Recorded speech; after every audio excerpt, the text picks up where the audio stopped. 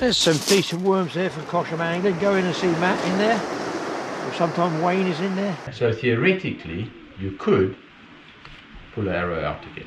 Should get an hour to keep my hands warm now. The same way that opiates are used now, this is a very strong painkiller. Painkillers, yeah. So it's not morphine, but it's morphine. It is. It's all about theories, fishing. It's all about theories. Oh, there you go. Oh, here we go. Look there. Now we got Perfect. the glow leads. Oh my goodness, that one.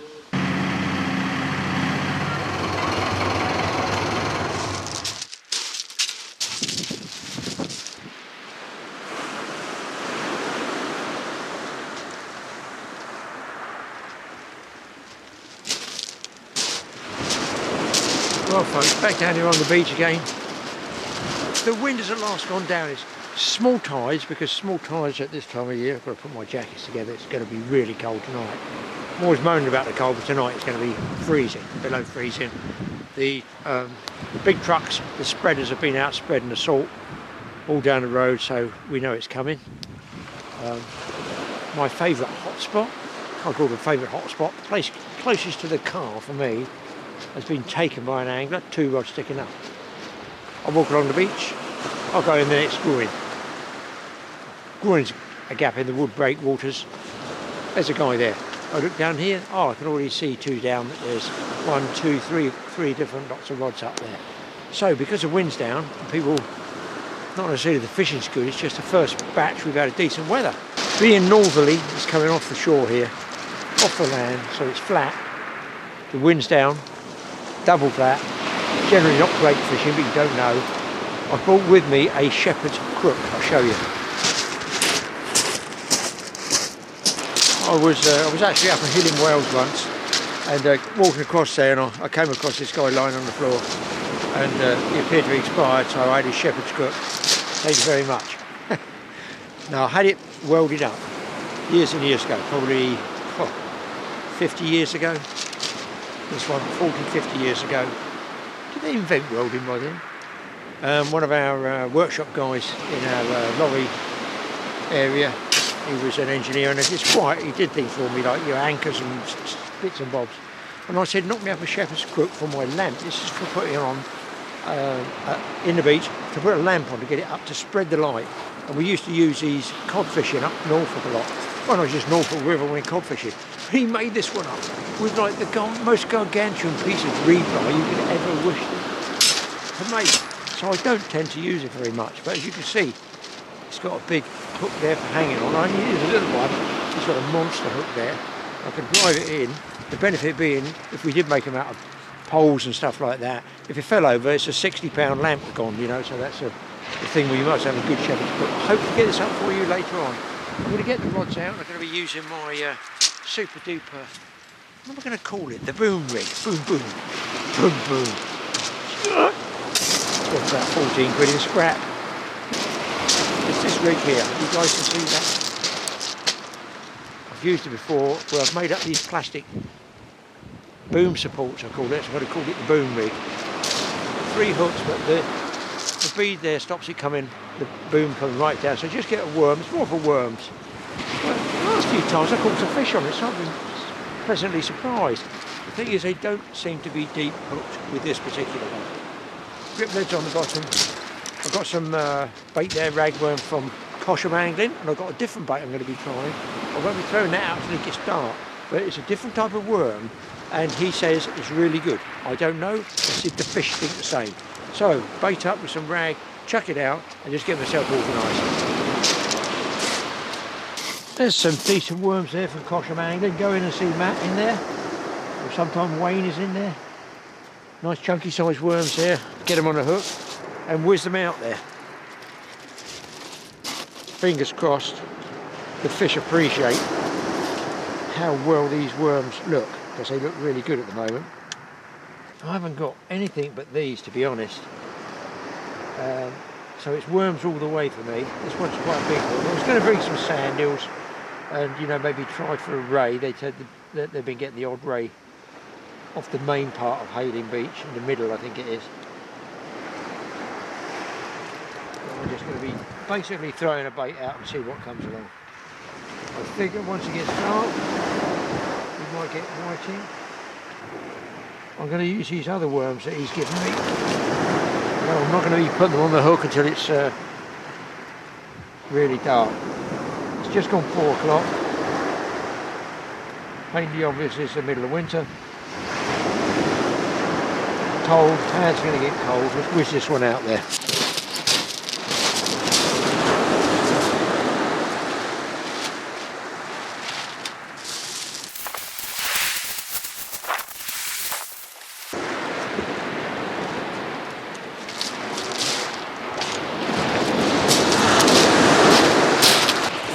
Away we go.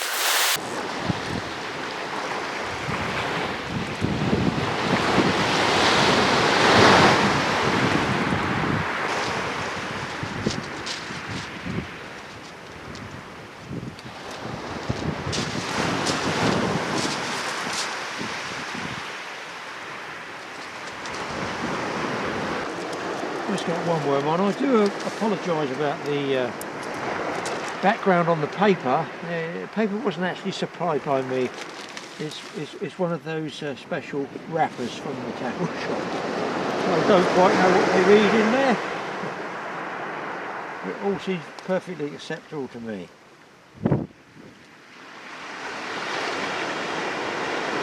Slightly distracting occasions trying to put the worm on the hook with this in the background there, this young lady. And cover her over with some ragworm.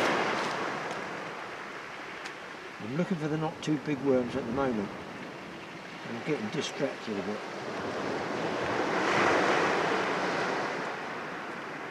Hopefully species will be... I'd like to get some flatfish. We don't just get the flatfish, or I don't seem to catch them that we used to down on the south coast. Dig some of the old pictures out, we used to catch them. Huge numbers. Right, let's get this one out.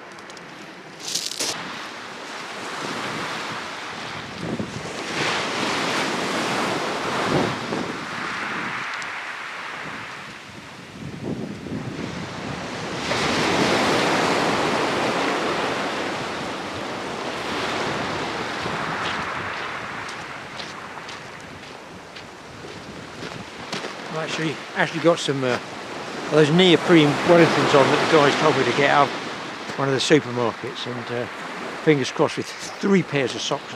3 pairs of socks I'm wearing. Hopefully my feet won't get cold. My thumbs are already getting cold.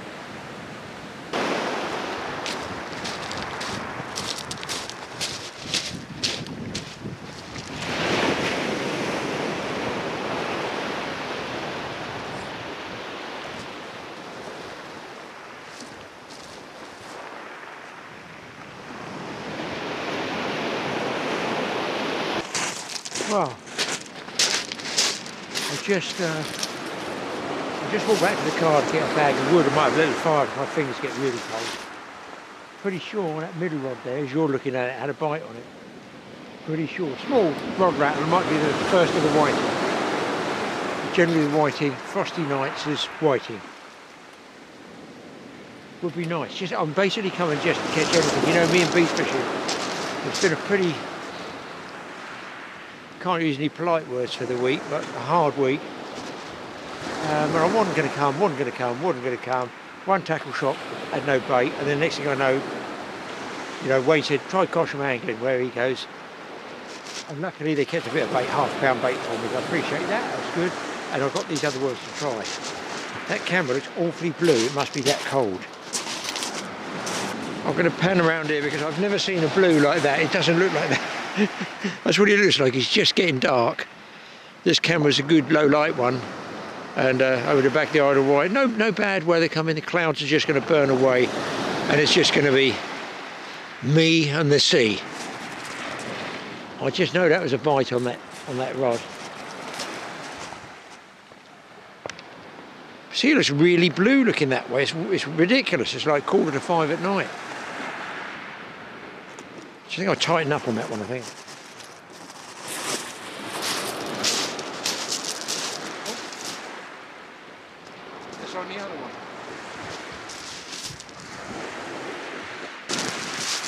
The thing is, they could be really, really small whiting. It's what we call pin whiting. But that's a bite, definitely. They are on both ways.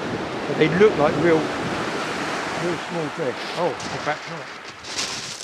Check those out, guys. I'll zoom in on that one before hypothermia sets in.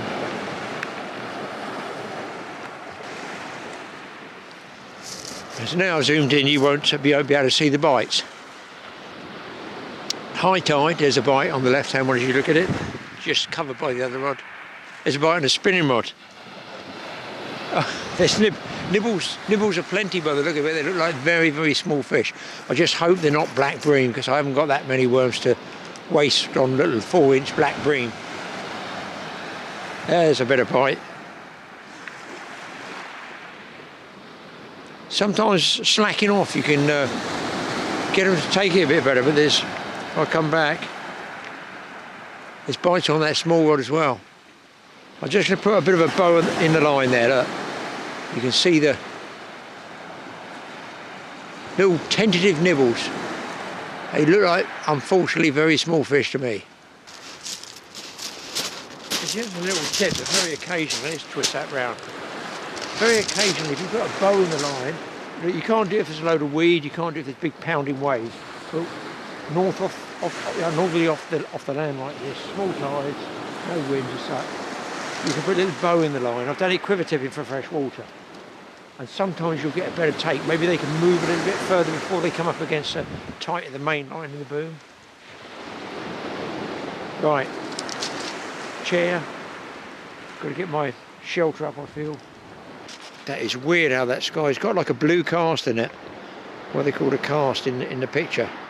I mean, even that bag down there looks like it's a sort of electric blue, and it's not. Might be too cold for the camera, guys. Well, I've got the old beach shelter up, not because of the wind, because it stops that cold air coming down on top of you and draining you, which it will do. At my age, I need every little bit of thermal heat I can get. I'm still getting the odd little rattlers, but they're very, very small. I'm going to put the floodlight on this camera in a minute. I've got not much to eat, really. I said to the wife, no, I won't want much to eat. I'm only going to have 4 or 5 hours. But of course, you don't allow for the hour and a quarter drive down, the hour and a quarter drive back. So one of those small flasks of tea, lukewarm, fairly rancid. Whatever I've got there, she's given me a crisp tin or something I'm going to heat up. It's a question of, should I catch something and eat it? I'm going to give that a little while. I've got a feeling I'm going to come in with bare hooks. So what I got? High tide, 7 p.m. I started just after 4. So I'm going to fish, hopefully, I'm high enough up here, out the high water, for 2 hours up, a little bit high, 20 minutes or so, 3 hours down. Now, previously, I've been fishing always up there. This would look the same to you guys who follow these films, but there's like scores and scores of these wooden breakwaters there, so they all look the same. The guys up there, I guess, are going to be using lights. Haven't seen the lights come on yet. I'm going to be hopefully using my lantern. I'll wait till it's dark, if it would light. So I'm aiming to catch on the downside. Anything I catch on the way up, I'd feel as a bonus. But I am getting bangs and bites. So sooner or later, they look like bream, really, really sharp stop. They're not bang, bang, bang, bang, bang, bang. They're just one bang, which is a sign that a small fish come up to it, torn a piece off, come up to it, torn a piece off. So perhaps the old worms won't last too long. I'd better put them in here, because if that gets frosty, which it will do, I'm going to lose them. Yeah, the middle little spinning rod there, that went nuts just now. I'm feeling it.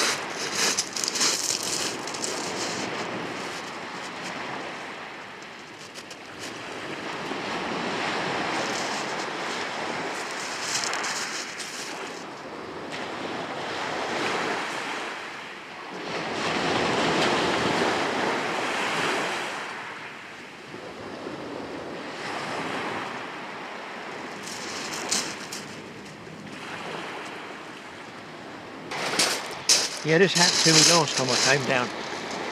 I was getting bites and bangs, missing them, and I had to actually hold the rod and feel them tap away, and as they pulled down, I struck and I started catching fish, and it turns out a lot of them were small bass, you know, so maybe that's what those bangs are, because that spinning rod was really banging away with nothing on it. Because I've got more than one hook out there, I can afford to let one get stripped and leave the others, if that makes sense. I'll give it another 5 minutes and I'll have to wheel them to see how stripped they are. Otherwise you're just sitting there with bare hooks. You're sort of tempted to wait and think the best of the fishing's at high water, but it might not be. I'm saying low water, you know, it's dropping from high and starts to ebb. I may be totally wrong.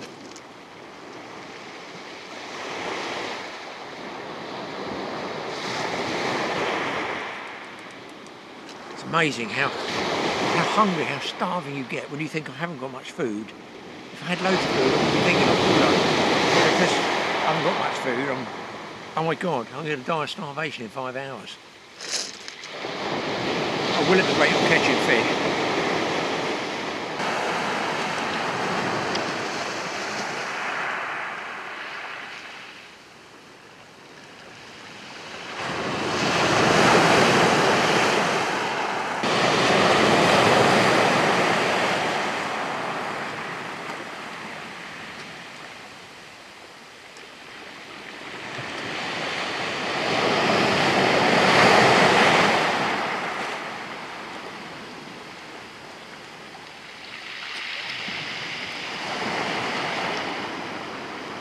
Just as I thought, guys. I'm guessing bream, polished hooks, there is absolutely nothing left of them. So I imagine they got the small bream out there. I haven't bought any really small rigs. Well, I don't want to catch tiny little things 3 inches long. Right, looks like I'm going to be chewing through the bait. Not myself personally, but the fish. Well, not all small bream, one small white in there. So there's fish out there, but they are getting through the worms big time. Grateful for that one. Gets me off in the race. It would be nice to get maybe a flounder and or a bass. Let's get this one back. Right, now we're cooking, guys. 2 at a time. So, none of those bream yet, but the whiting seem to be on the bite. Now you look, you see the plastic tubing, if I can hold those about there, they're not deep hooks, are they? And that's just weird, I've noticed that. Why is it that it's doing that? Which is gratefully accepted, don't get me wrong. 2 at a time, and also not deep hooks is really good. Not big whiting, not big ones, but action nevertheless. Look. Straight off, just come straight off. Now, like a fool, I didn't charge the battery up on the camera, so I'm going to switch off now and only get that switched on when I've got a fish. It's still coming, guys. A little bit bigger, this one. It's actually hooked under the chin, and you know what that was? Holding the rod and striking as I felt him attack the bait. So that just goes to show, there's no way you would probably have hooked yourself under the chin on his own.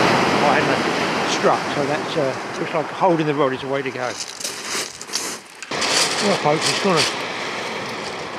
it's got a bit quiet out there now. A few taps, let's have a look. No, just a few rattly taps. I can't wait any longer, but have a look at this magic bait in a rat, which you would think, oh, yeah, it's just a wrap of black lug. Black lug is a lugworm, and it normally is, I would say, is deeper in the ground than what we call blow lug. And they can wrap them up and they can freeze them. They're better fresh, but these apparently are called blanched black lug. And normally with black lug, when I've had a wrap of black lug like this, which is good for cod and stuff like that, you thaw them out and you virtually pour them on the hook. You basically, as Matt said in the shop, it's like skin on the hook, that's all it is. But apparently the way they're blanching these now, they're pumped up with a suction pump. Then normally they would gut them, squeeze the guts out, then they'd just freeze them and wrap them individually. Now they're blanching them, which he said is some, I don't know, do you drop them in boiling water for 30 seconds? I don't know what it does to them, but it can't be anything but turn into mush, but it doesn't. Look, and they're really nice, big, firm baits. And he said give these a try. So, next wind in, we're going to try these about an hour from high water and just see if we can't pick a different species up on these. Yes, I'm sure the whiting are going to like them as well. What I want to do, I'll send a 3 hook rig out with this on so that it doesn't get mixed up with the rag, and when you come to unhook the fish, you're not sure which worm has been taken. That way, if I throw one rod out just with black lug on, we're going to know whether it works or not. It's something different. Have you ever heard of blanched black lug? And listen, Matt told me they can be refrozen. If you don't use it, they can be refrozen. All new to me. Another double hit for a white in there, guys. Not particularly big fish, but at least it's another 2. And look, same thing. Can you see where the hooks are? They just haven't managed to throw the bait down, which is better for me returning them.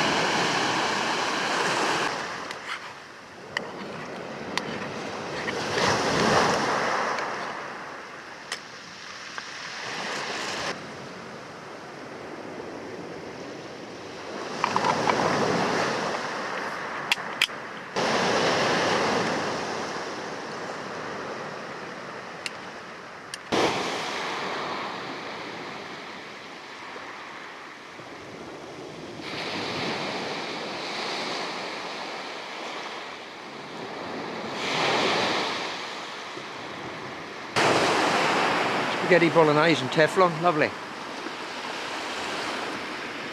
I'm getting a few bites, but it's nothing like earlier on. They don't seem to be coming to much, but on the other hand, I'm not holding the rod. Yeah, look. They could be hung on there, struck, and left them in the hope that bigger fish will come along and eat them, hopefully. Look, left down one as well.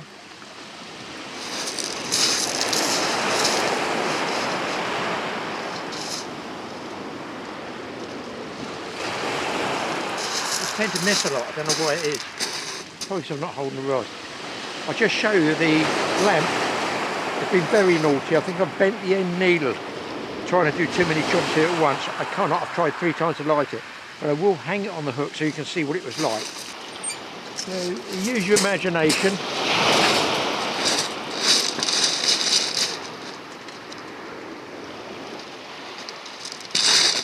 It will be going. It would be going under normal circumstances, but you can see it's not, but that's how we used to do it. It would throw the light over a huge area, way back. So maybe I'll try it on another trip here. I think I'm probably going to have to put a new, what they call a needle in it.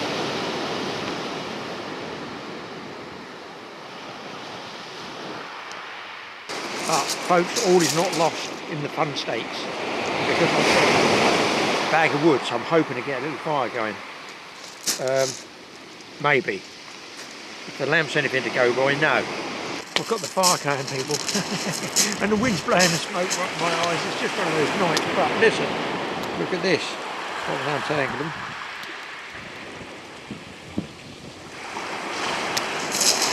How about a treble of whiting? They're certainly on the bite, aren't they? My goodness me, everyone. And do you know what? I can get the hook out of all of those. And of course I can warm myself up. So the only failure really has been the lamp. And a missing of a nice bass. That would be nice. And the fire's away as well, and the smoke has changed direction, luckily.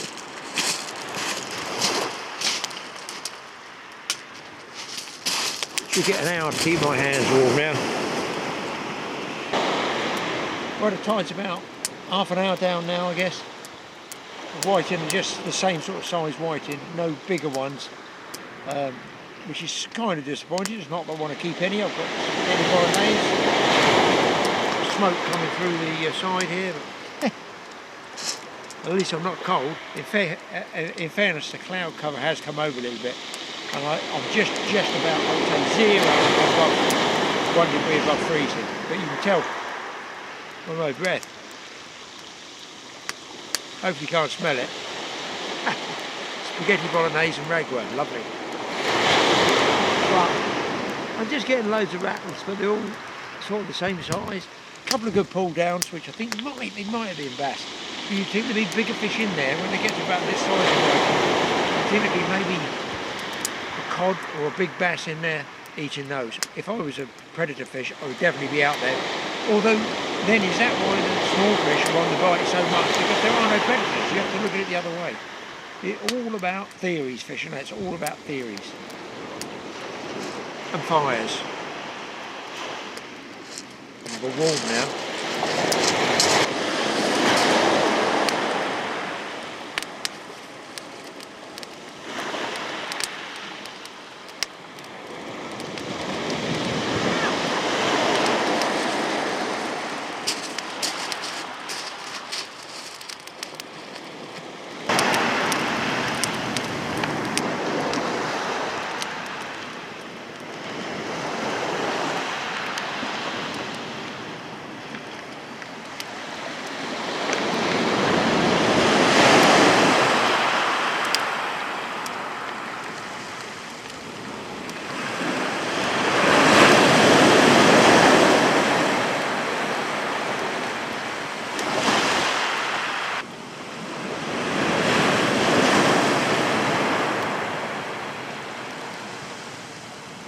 Now that's what you call a bite.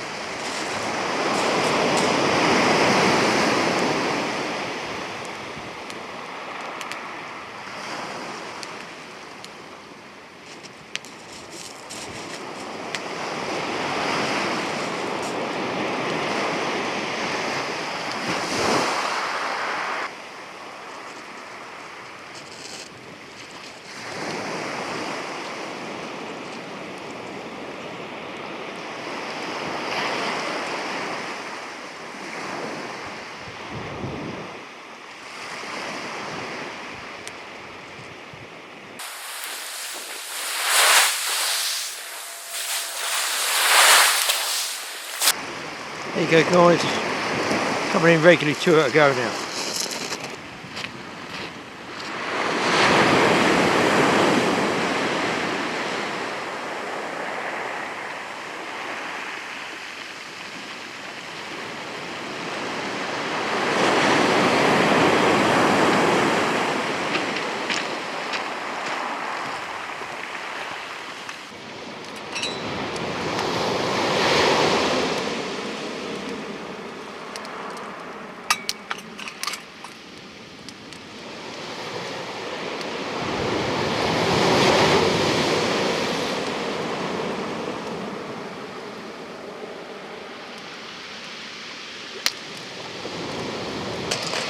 Well people, don't shoot, I'll pay you, whatever you want. Verdict on the black lug, which I'll probably just trod on. Unbelievably tough, I could barely snap it with my fingers. You know, when you thread half a worm up a hook and want to snap the other half off. Really, really tough. As for catchability of fish, about 2 whiting compared with 6, 8, 10 on ragworm. It just sort of, I've got to be honest guys, it's sort of a no contest, but it's weird. I've got to try them in the boat because they are tough. There's no question that they're really, really tough. So you'd think it'd be good, but something in that blanching, does that take out some of those amino acids, some of the flavours, the juices? Because we all know lugworm is full of amino acids. That used to be the thing. Cod used to go, cod? Oh, those things, big mouth, fat, good to eat, go with chips, those things. Cod used to really like lugworm, but fresh lugworm. Slow lug, threaded up the hook, or fresh black lug, pumped out, even better. Or if you had to, you go to wraps. Anyhow, you guys mention in the comments page, have you ever used the latest craze, I think, of blanched black lugworm wraps? I'm getting near the end. I've got maybe one more cast after this. All the same size whiting, you know, not pin, not tiny whiting, but not big whiting, is what I can say, just average whiting, I guess, this time of year. I've got a little bit more wood left for the fire, and then I'll start packing the gear up and ferrying it back. I feel I might get another couple of whiting before I pack up. Tide's well on the way down. 2 hours down now, so I was going to stay 3 hours down, but it appears it's only whiting. A couple of other guys have packed up there, so if they're locals, they must know something I don't. Like, it's just whiting.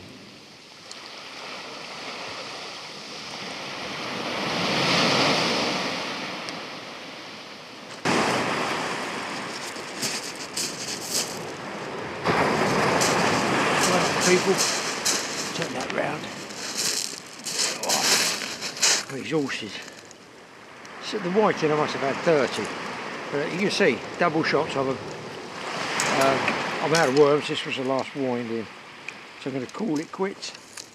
A good session. Sort of disappointed it's not other species, but very happy with this rig, the boom rig I'm calling it. It needs testing on other species. We'll see you next time guys. I'm going to pack this up and hit the road, and then hit the sheets and start work again tomorrow. Let's chuck these fish back or I'm going to forget.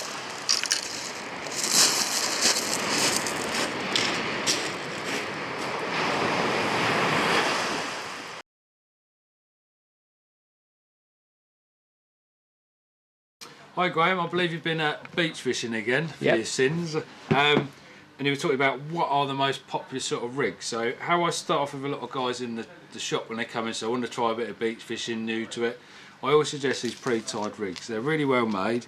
They've like quite a heavy rig body on them, like 60 pound. There's like a body to make it up, but your snooze that come off the side are a lot lighter. So if I spin the packets over, it just give you a rough idea of what's in them. So I'll pick the one with the only label on it. I don't know if you guys make that one out. Pick it off. You've got a little design on the back. On the back, yeah. I'll show you the one with 3. That's right. So there's one there. Top swivel would tie your main line onto, which is this one, and on the bottom you clip your lead, so i.e. something like this.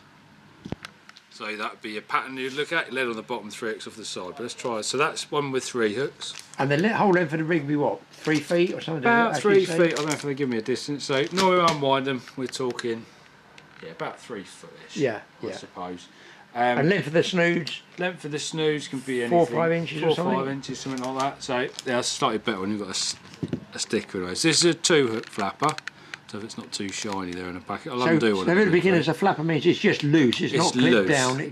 It can fly around as you cast. Yeah. So it's been like a helicopter rig almost. It's been around. So it's generally pretty good. So you have a clip one end, swivel top. So swivels to tie your main line onto from your rod or your shock leader, which we'll talk about in a minute.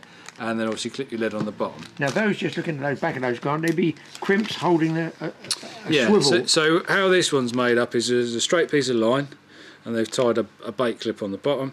They've come up with a crimp, a bead, a swivel, a bead and a crimp. So they crimp that in place, and then you tie your snood off your swivel. And that's basically so that it can spin around the main line and not twist up. So you can also, you'll probably find that most of your snoods won't touch the bottom snood. Yeah, the distance when you're making, which maybe we'll do a rig chart one day. We show you how to make some by hand. I've got like a rig board with measurements on it. Oh, that's a good idea. And it just knows that my snood's that length, so whenever I just jink, when I put them all together, they're all hanging right, and I don't have to worry about them touching and getting tangled. They're all ready to go. Whereas you try and do it on the beach, you can get it roughly, but it's never spot on. I know what you mean. It depends how windy and cold it is. So I've grabbed out some other bits that I would normally do. I haven't got my beads, but we'll go through rig tying next time.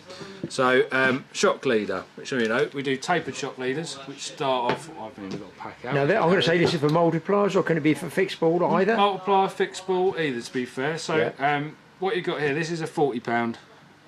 Well, you can use it as a trace line or a shock leader. I'm sure everyone's heard of Slinky, done by Gardner Tackle. I've still got a spool left. Yeah, so it's an old brand Slinky, but I've used it loads over the years.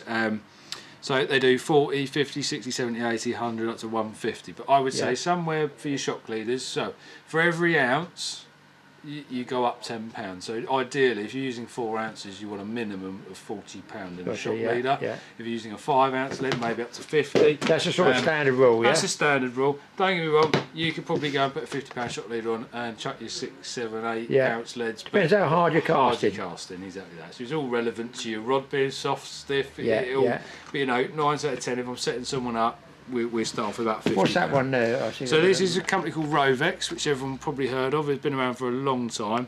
10x leader, one of my favourites in my sea fishing. Nice and supple, strong, doesn't snap at under its strength. It's got great knock strength, and again runs from £40 to £200 on 100 metre spool. So you can use that for your rig body or your shock leader. All your shock leaders. So another one I've dug out. And all famous, which most anglers know, Amnesia. They do a black and a white, or like a clear if you like, running from 15, 20, 25, 30 and going up to that's really for your snoods, For your snoods, I would say, yeah. But don't get me wrong, you could buy a £50 Amnesia and use that as a shock leader. Yeah, it goes right up to about £80 on Amnesia. The Amnesia, it's got no memory to it really, no memory, so it's not going to twist up. You get a cheaper line, you get tangled up, and then it goes curly. Yeah, I would say sea fishing and fishing is probably the only place you'll get some nasty mono, should we say. You buy a bulk spool for £4 or £5, and it's very coily because it's got a memory. I've got some, so it's all right. It will do the job, but spend a little bit more money, not a lot, a little bit. So if you spent £10 on a big spool of line rather than, you know, £5 on the same size, you're going to get twists. Your line's all right at the £10. You'll get your money's worth back. This is another one by Gardner Tackle. Most of you guys might not know Gardner Tackle is sea fishing, but it is mainly a coarse fishing brand at carp fishing base, but been around for a very long time and probably one of the biggest innovators in carp fishing, inventing stuff. One of the originals, weren't they? Yeah. It was, definitely. So, so shore float, what I would use for my snoods as well, just like the Amnesia. They run in 15, 20 and 30, so you can just sort of pick and choose, depending on what you're fishing for smaller fish. If you're going smooth ends, you want to go bigger, heavier, because they twist the line up and scratch it all to pieces. So on the snooze, generally, like a size 8 swivel, you've got a bait clip, and these are the sort of hooks of, just a quick example that I've grabbed off the shelf. So a size 2 Aberdeen, nice strong hook. That's what I'm using, like last 3 night trips. So if I was whiting and things like that, probably these sort of sizes. You can go smaller, So they do go smaller, but 2 is quite nice. So if you're worm fishing, you want to get a worm, it's easier to put it on that size hook. Yeah. They do 3/0 flappers as well, which is I've caught on before using bigger hooks, if you're using bigger lumps of squid, maybe if the bass are in, things like that. Yeah. I've dug out some of these strange looking leads, which I've done quite well at on the beach. So they're actually glow leads. So these are just called I think they're called a star lead actually. Yeah. Idea being it can roll around and it should sort of stop where it lies. So it's sort of a bit of a grip. Sort of a bit of a grip to it, but yeah. not too much. So if you're fishing with a real heavy pull, you're going to want your standard gripper lead. These are generally, when I'm whacking a bait out with something that's light on it, I use this sort of style for less resistance through the air really. Yeah. But these are all glow leads, so if you shine a UV torch on them, so you can buy the UV torch off you can buy UV torches. I've seen them use them for squid. You can use the That's squid it, jigs. squid jigs, yeah. So you just hover over. The longer you hold the UV torch over, it will start to glow. You can see the sort of luminescence in the white there. The white's showing up a bit. Let me zoom in on that, yeah. But if I turn it up, I don't know if it'll glow up for the camera, maybe, possibly. A little bit of glowing in there. Yeah. So if you go into the dark, they do really, because you can charge them right, and when you cast them, you can see them go right out in the distance and land. They'd last for sort of 20-30 minute cast About that, if you left 20-30 minutes on a cast, I would say. But say this battery, I've dug out some of the most useless batteries to go in my torch. So it's not charging them too well, but just an example for you guys in the shop. So. Another rig that you'll come across when you get into your beach fishing, people will bang on at you about using pulley rigs, pulley pennel rigs. So a pulley rig, on this one, you actually tie your main line onto the side. I don't know if you can see that on the camera. And that's your bait clip. I'm going to untie one in a minute to show you the difference in them. And the idea being is that you got this clip here, you put your bait on, you pull this over back on itself and you clip it under this clip. So when you cast, it's all together, keeps it tight, and then technically when it lands, it falls down. And the idea when the fish takes, you pull up and it pulls your lead straight up out of the water. More for snaggy areas, reef or something like that. areas and things like that. I mean, everyone's got their favourites. I'm an up and over rig fan. I do very well on it. But pulley rigs definitely probably one of my big sellers in the shop as a pre-made rig. So for beginners that don't need to worry, we'll do that another stage about having clipped down, clipped up, clipped down, and all that sort of thing. Up, two down. If they come in and they just want to go fishing, they want to get some worms, get some sand eels, something like that. About a size 2 hook for worms and a 3 hook flapper is going to do them. I would think, wouldn't it? Yes. Oh, absolutely perfect. I say even go with a 2 if you're new to it. It's just one less hook to play with when you're casting. So this is called a pulley rig, or I'm going to call it a tangled rig. Tangled rig. I've got some of those. Yeah. Let's just say I think I could do with a pair of glasses when I'm working in the shop now. Right, so it looks very strange the way it all pulls out. Let's clip a lead on it, you might be able to see that. So, it's better when it's tight. All rigs, I find trying to film them on your own is a nightmare, so you need to put the lead on a rod. That's your bait clip for your lead. Nice and simple. So when you're on the beach changing weights. How much is that? 5 or 6 ounces? That's a 6 ounces. So. Okay. So then I would tie my main line onto this piece. Yes. These do actually move, so you can. Quite a short drop there to the lead. Yeah, it's quite a short drop on this one, so. You have to adjust them to suit you, your rod and your style. So just show me that again, Grant, because that's not a pulley bead on there, is it? What? No, they've just done a slide. But you adjust them. You said you can adjust it. You can adjust your sliding. Ah, sliding was here. Mine are all fixed. The ones I've made up. Yes. Yeah. Well, if you've got your lengths and that, fix them. But I think where they are. Oh, there you go. See oh, there we go. Look there. Now we got the glow leads. Oh my goodness, that one. We still got light in there now. There you go. So that glow you can see, guys, it is dark up here. Look, I'll just pan up there. That's the shop. And there's those glow leads. Look. Sorry, we're just a bit tight. Don't want to switch the electric on again, you know. Put another 5p in the meter. Yeah, that one especially is growing really. And that'll go for 20 minutes like that? 20 minutes, probably an hour to be fair. I think if you spend the time to charge up with a UV torch for a little bit, you will get the glowing out of the ledge. You think we've put that over a matter of what? Not even a minute, really? Minute and a half, yeah. So, I mean, they're glowing quite well for that. Yeah, you can see that. Look, you see how dark my hand is for that. If you want the not best, radioactive, are they? Oh, no comment. Yeah. I would say, like, the oranges and that, they're bright, but they're not as bright as the yellows and the whites. I think just because of the coatings it covers a bit, but you can see there's a bit of glow there on the orange. Right, so this is your rig. I've clipped the lead on one end. That's roughly 6 foot long. 6 foot span, yeah. Okay, so they've tied that 3 foot in the middle. Yeah. I would have said, just off the top of my head. You're going to tie your main line onto this swivel here, which then you'd feed your bait onto here first, whether it be your squid or, you know, with a pulley rig, you'd be probably smooth down fishing, I would say, something bigger. Bigger fish, a crab, whole squid, half a squid, yeah. You probably thread it on through the line, wrap it up with a nice strong sturdy hook. And this bait clip here, when it's all tight on your rod, you pull it all down tight, and effectively, if I stand up, that might help. That's it. That's your rig. So when you cast out, that's what it'll look like with a bait on it. And the idea being is when that lands and hits the bottom, that's now undone. Hook free, there's a hook, there's a hook loose, right, and there's your bait. What'll happen is we're only going to hook a fish. Yeah, on the fish. Pull like mad, and this here will move.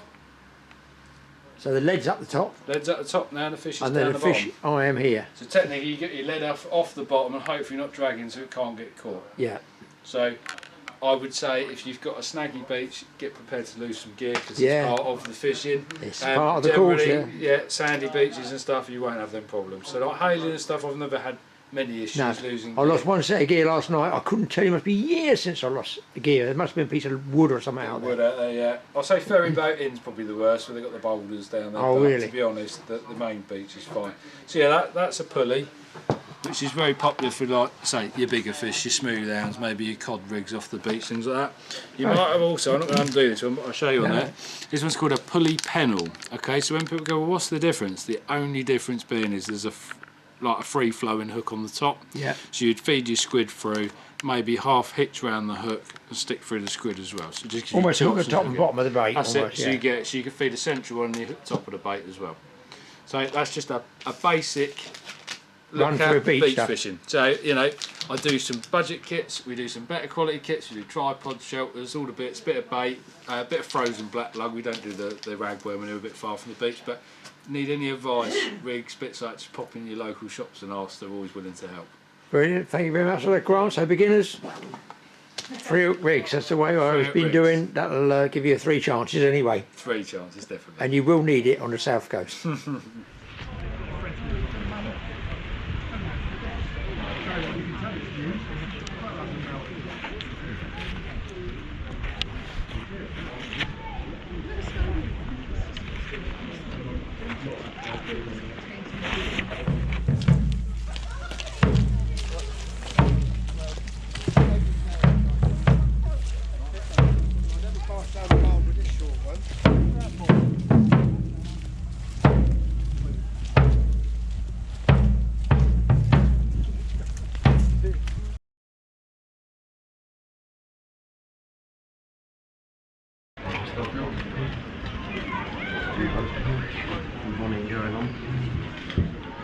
If you look at that, right, that's the inside.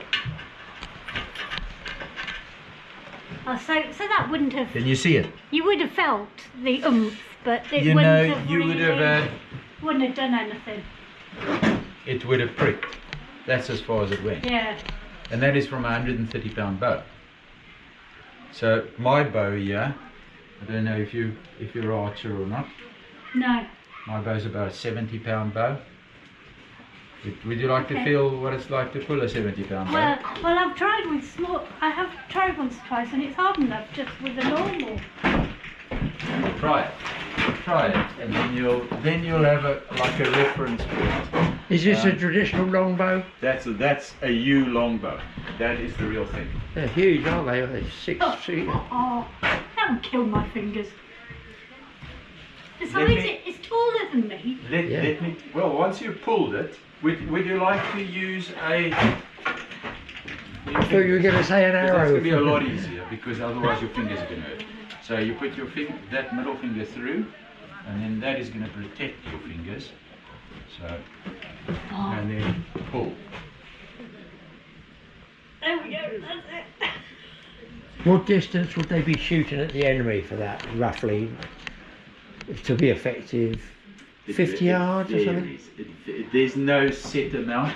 It depends on the man, it depends on the bow. So let me tell you a bit more about longbows. And I don't shoot it. So my friend Nigel does. He's been shooting longbows for 15 years. So basically, this, they'd be putting it there, Really? and they'd be shooting 12 arrows a minute. With not a 70-pound bow, Mary Rose, they started 130, between 130 and 180 pounds. They must have been amazing. Fit men. They Yeah, were they're arm really strong. muscles. Yeah, no, that is, but that was the longbow's problem. Is you had to be big and strong, so the potential army was very small. Yeah, yeah. Because they couldn't keep going. They're The going to wear matchlock out. musket, what do you need? Yeah. So your army is suddenly everybody. Yeah. That was the killer, the real killer. This is the earliest type of flintlock? Musket. What would you call it? It's a matchlock musket. A matchlock, yeah. What is that? So Just that's your explain match, and you light the one end. So imagine that's burning. that. Yes. So when you pull the trigger, that's your pan, powder Yeah. goes in the pan.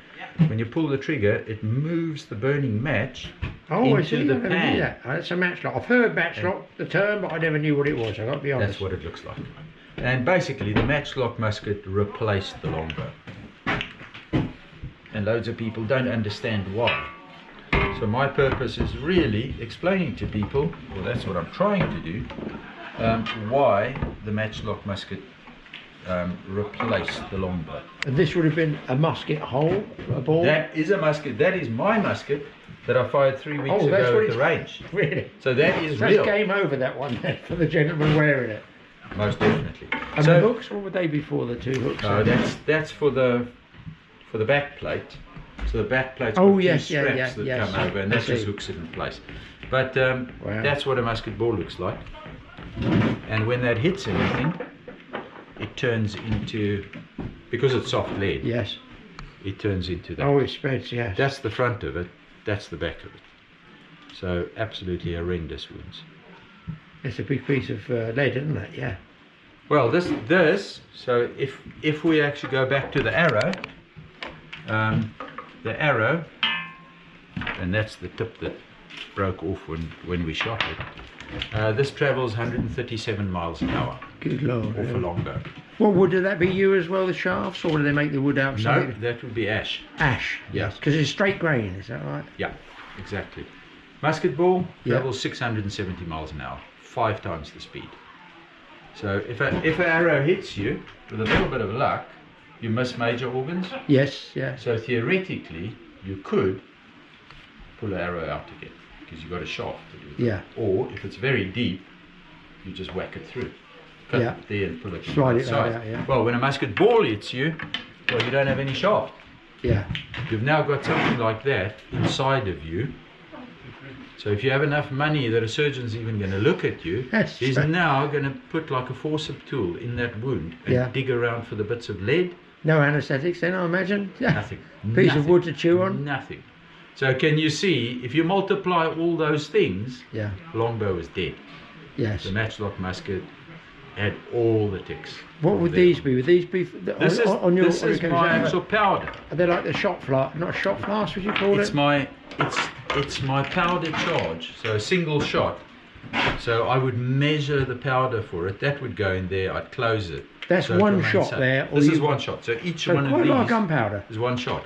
I've got 12 on me, so I can fire 12 times. After 12 times, I go and hide behind him Yeah. because he's wearing armor and he's got a 16-foot pike. That happens. Yeah. Yeah, but there's not just one of you.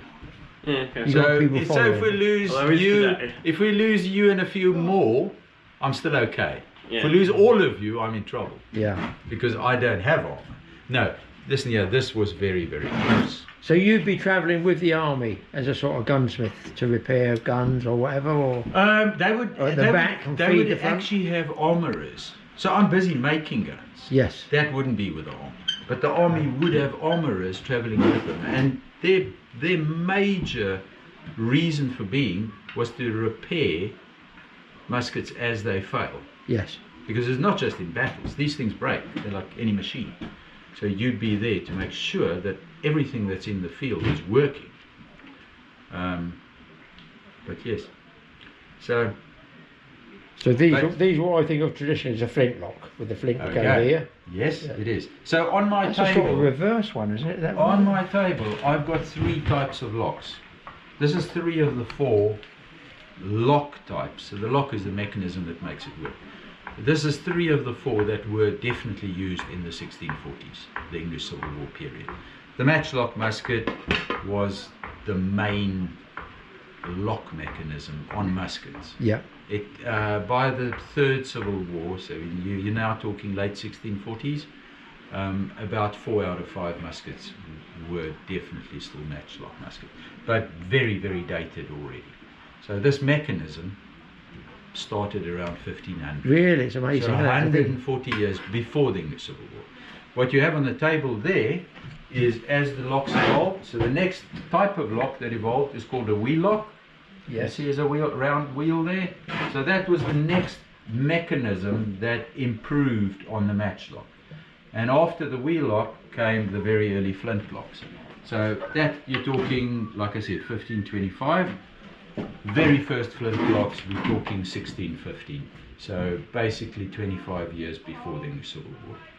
But by the time of the English Civil War, the flintlocks in England really took off.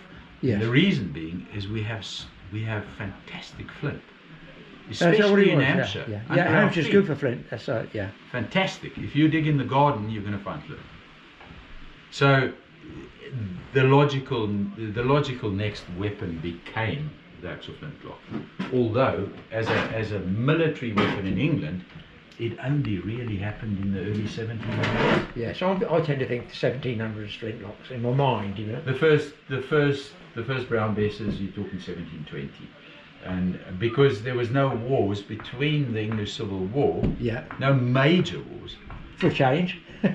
so we kind of went back to the matchlock again because it was cheaper. So with a wheel lock, So who would look after a soldier that goes down his shop? No one.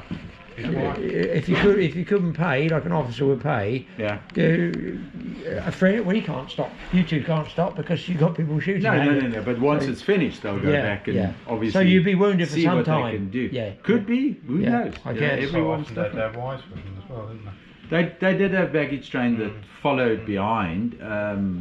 Maybe not. You know, who Depends knows? on their circumstances. The rifle didn't arrive till much later. would they shoot the horse or the man on the horse? What would you go to bring? Horse, every single You time. shoot the horse, yeah. Why would you aim Bad for a difference. small target? You Yeah. aim for the big If you target. hit the horse and the The horse man goes comes down, down, the man man's comes gone down with it. the Yeah, horse. so Yeah. That's bit 2 in bit 1. horrible to think of, but I could see it in my mind and think, well, here come the horses. Well, you got to drop the horse, haven't you? Because know the what? man's on it. You know what? It's that horse or you. Yeah. And again, So it's not you don't like have much of a choice. the horses we use as a society, or ex-police horses or acting horses. Oh, really? So they were Back well then, trained. all the horses they had back then were really well trained. They were trained to kill the horses, not just ride around like our ones. That's very interesting. Yeah, thank you very much. It's incredibly simple. Really, really simple. You know, it's got 3 pieces. Yes. If you look in a wheel lock, you're talking 30 pieces. More to go wrong, I suppose. Yeah. It is basic. I must admit, Everything spring. has to be made by hand. There was no machines whatsoever. Yeah. So somebody sits there with a file and makes a screw. The same with the stock here. That's Stock how it exactly started. the same. You can see the basic So, shape of it. so basically this one I built, this was a block of wood.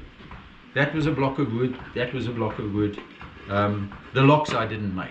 The Yes. locks I managed to get some, and this one I had made to my specs. What wood would that be? It's a lovely piece of wood. This is ash. Yeah. That is by far the best. That is English walnut. Yes.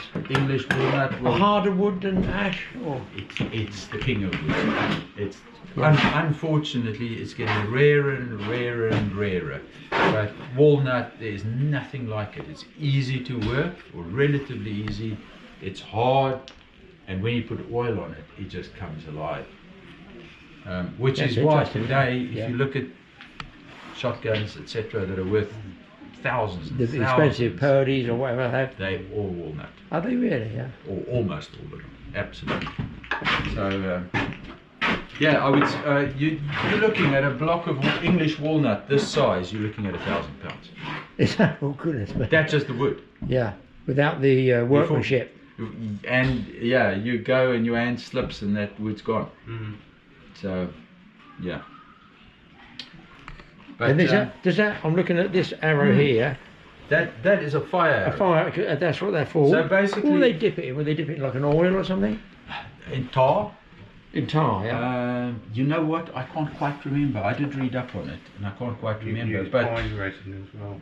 yeah. That'd burn. But yes, so I mean, bows didn't go out completely. It was still useful for that. Certainly useful if you wanted to hunt, because it's quiet.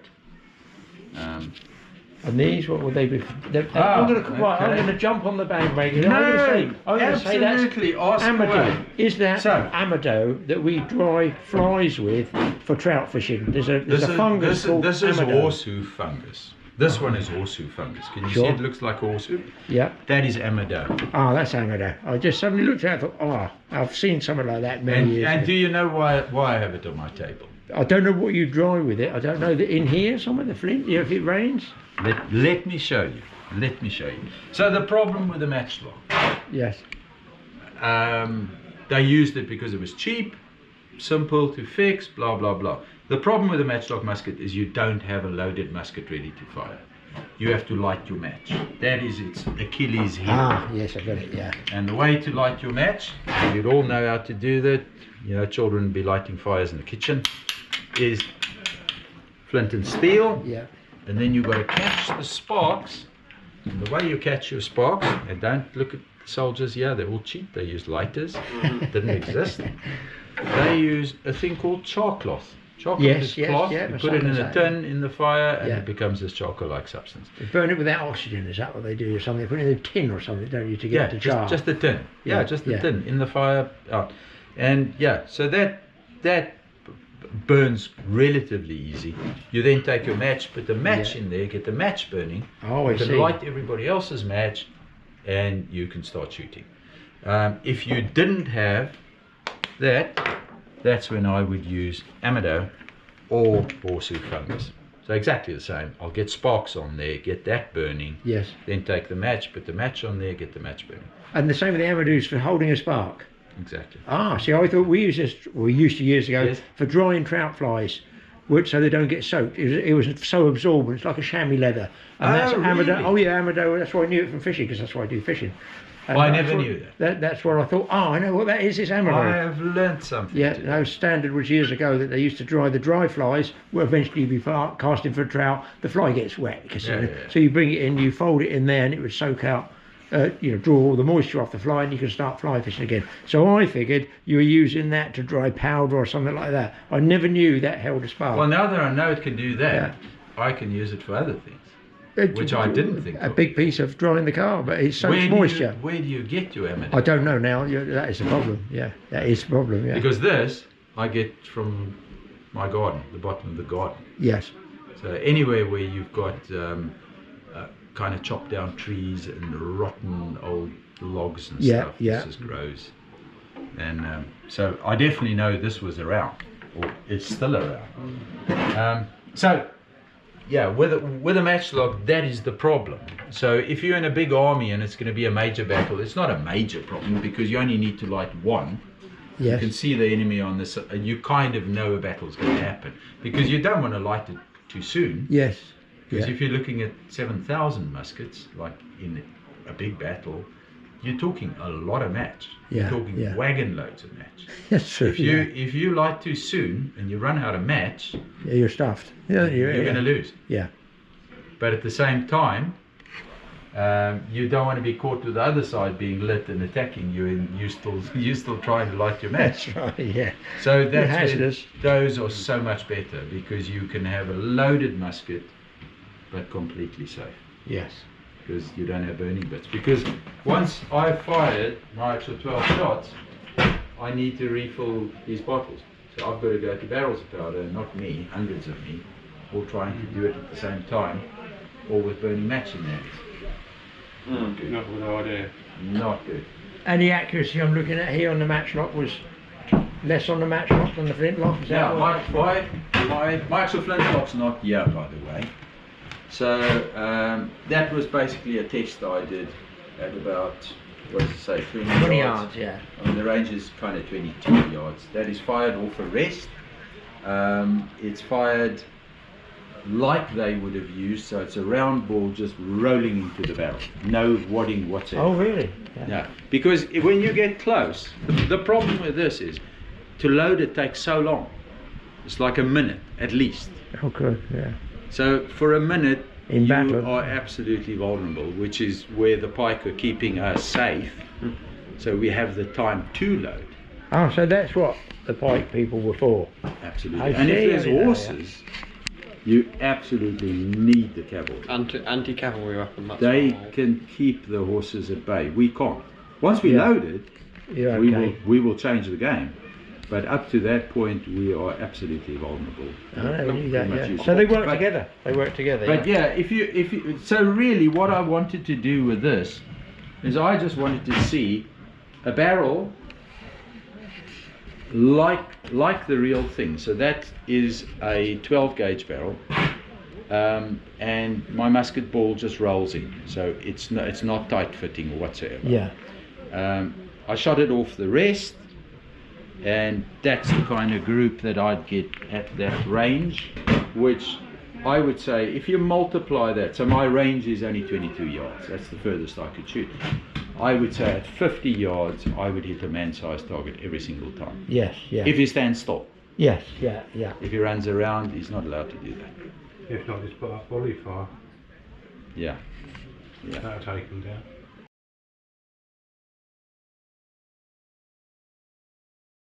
Well, what is this side for? So this side is the treatment of wounds, which Caroline, when she comes back, will be better at because she hasn't covered a lot of it with me today.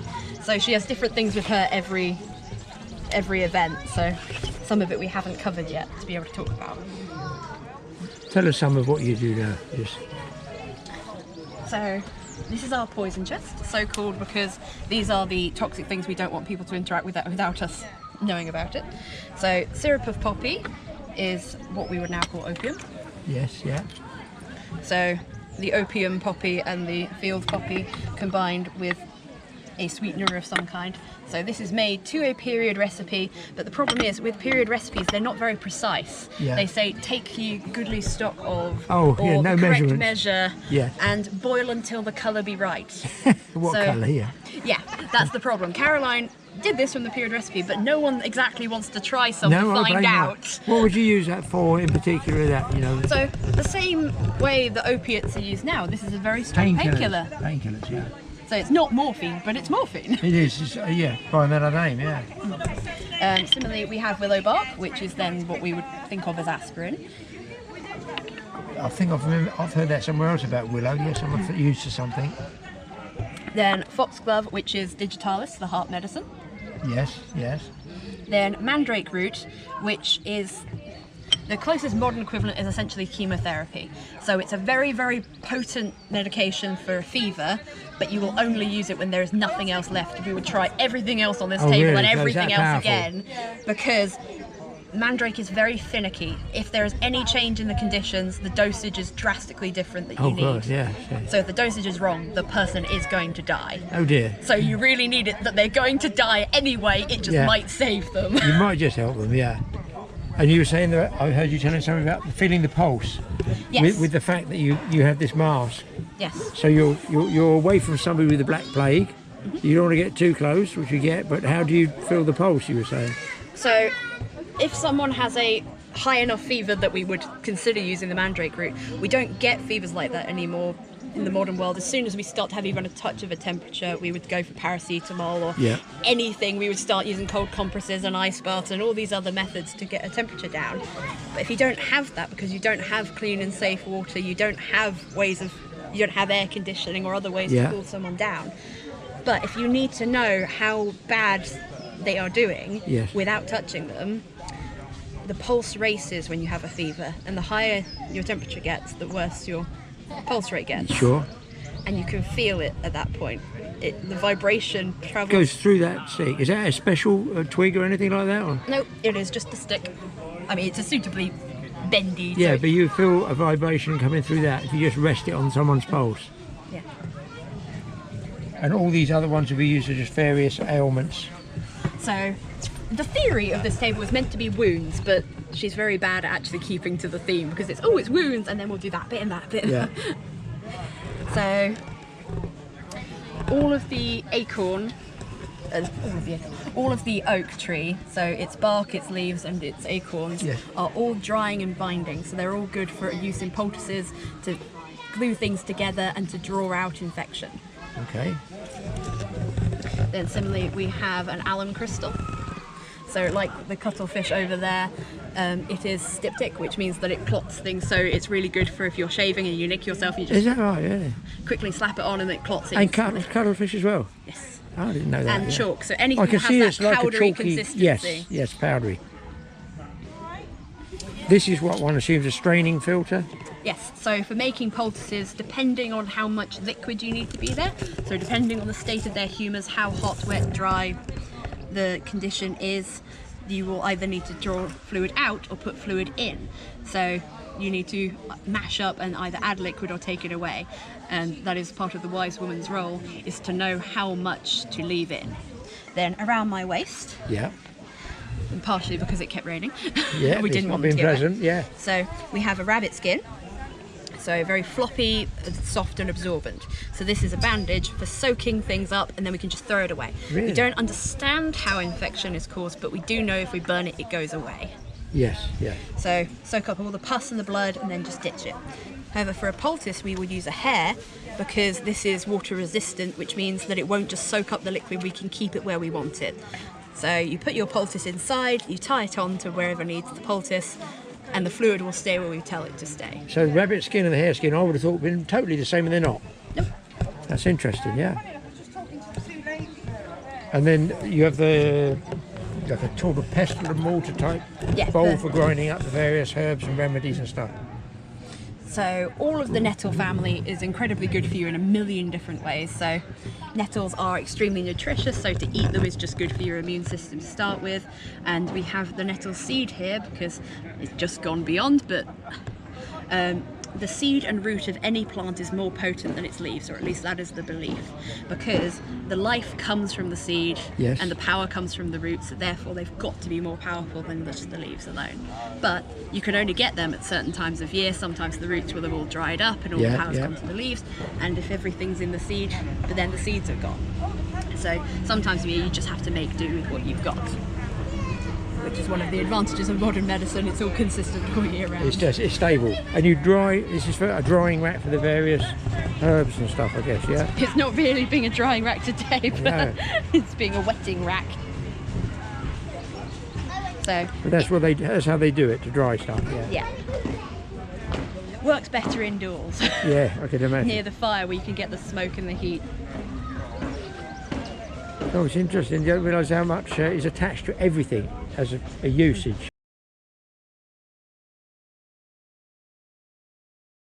You ladies, so what you're doing, you know, what it is you're actually doing here? Well, I'm sewing, I'm making a white coat, so this is for a soldier to wear. So it's in its very early stages. I've just sewn the shoulders.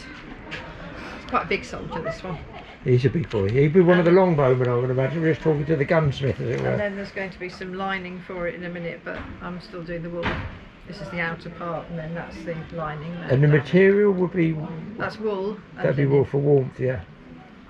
And then this, I'm sitting as the ladies would have done inside a house. If you look at the difference between how Elspeth is dressed and how I'm dressed, you can see the difference in social class between all the people here, Yes. depending on what they're wearing. So if you explain what you're wearing. Yes, I'm wearing undyed wool, so Yes. I've got linen as my Yeah, base I call it, layer. I've got a t-shirt, it's undershirt, as it were, Yeah, yeah. and then I've got russet, so I've got a russet jerkin and I've got a russet bodice and skirt. So quite heavy material, you know. It's wool, yes, it's reasonably light. The heavy stuff is this, which is frieze, which is like an overcoat material. Yeah. And it is a very thick felted wool.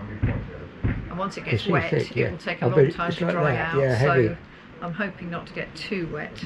You won't be able to walk. Whereas as you go up the social classes, So I'm gonna say you're doing officer material, are you? Or Yes, or lady of the house sort of thing. Yeah. So as you go up the social classes, then the materials become finer, and also Elspeth's wearing an apron, Yes. which I don't have to wear because I don't do any work. Yeah. And Elspeth can put her own clothes on, Yeah. whereas mine, because I've got lacing up the back Oh, and yes, all yeah. sorts of things, I have to be dressed by someone. Yeah, I yeah. can't get it back out of it. And if you look at the headwear, then Elspeth is wearing This a soggy coif, rag is my coif. which is made out of a very coarse fabric and hasn't got any ornamentation on it. But the reason for wearing a coif is to keep your hair out of things like the fire or the soup or everything else. Yes.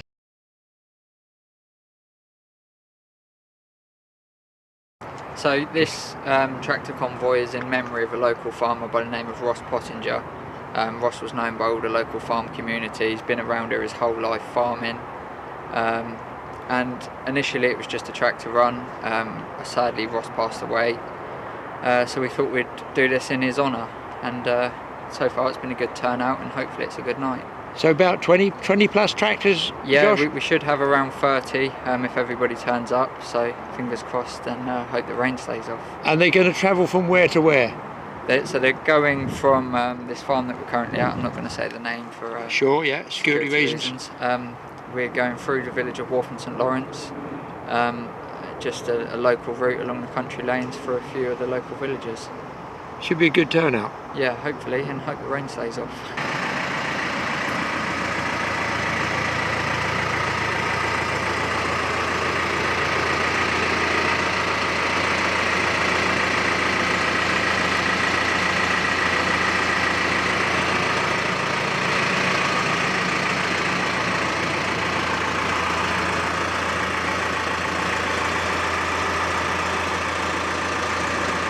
Huge, that one. They're all good.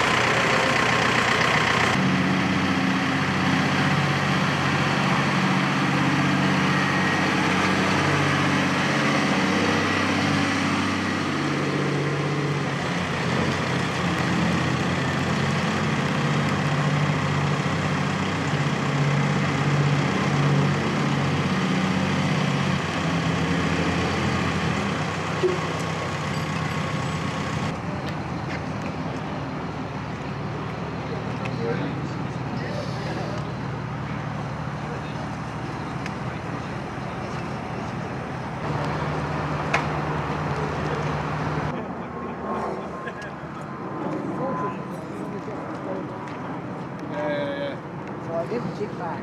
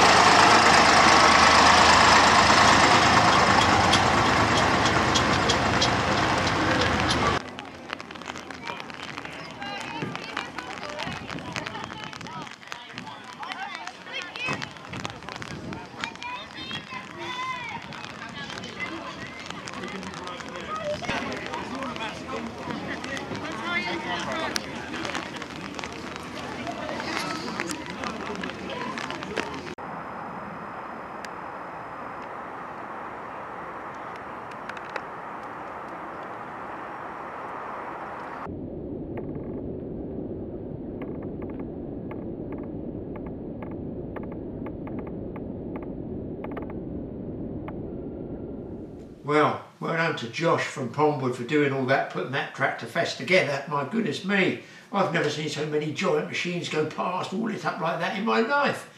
It was something to see, and of course, topical. It was done literally 24 hours ago. Last night I was over there in the rain with the cameras, so I was grateful to go because it was something to see. Might not see it again, you never know. So, thanks for watching.